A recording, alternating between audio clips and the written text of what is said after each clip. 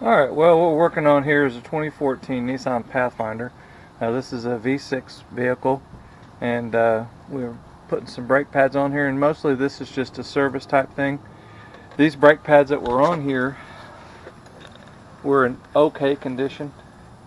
I mean, that's where they're at there. These are the original ones. This vehicle has 86,000 miles on it, and these brake pads probably have about, I'd say maybe 30% left, 25% of the life left.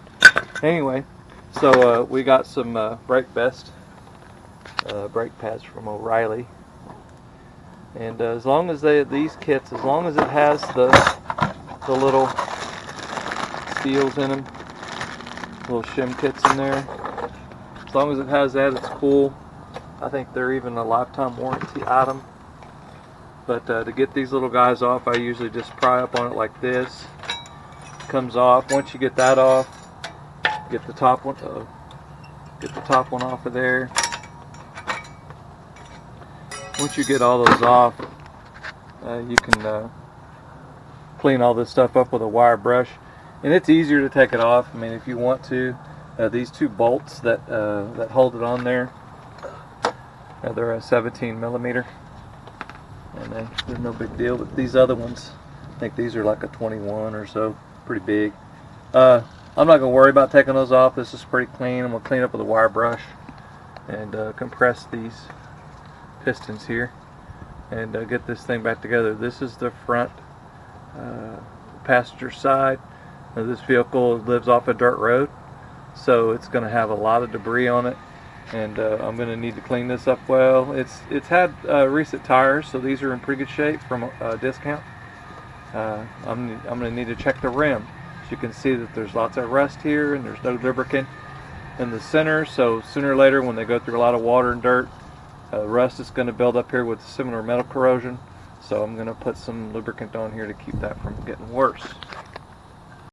Alright, so on this top one here, you'll see that little tab that's in there, you have to push it down and slide it under there like that, and then you just squeeze it together. Well, a little more tricky with one hand, but you get the idea that goes under there like that, and this one here is going to go up against it like that. So there we go. And this brake rotor is not retained like on a lot of vehicles, so it doesn't have a little bolt in it or anything like that, so that's fine. It's going to sit there like that, and that's fine. And I've got the pistons pushed in.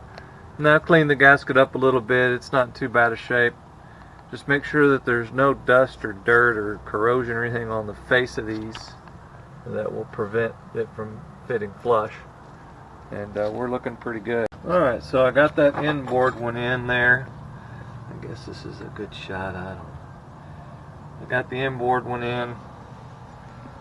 Little tiny camera, I can get it back there easy.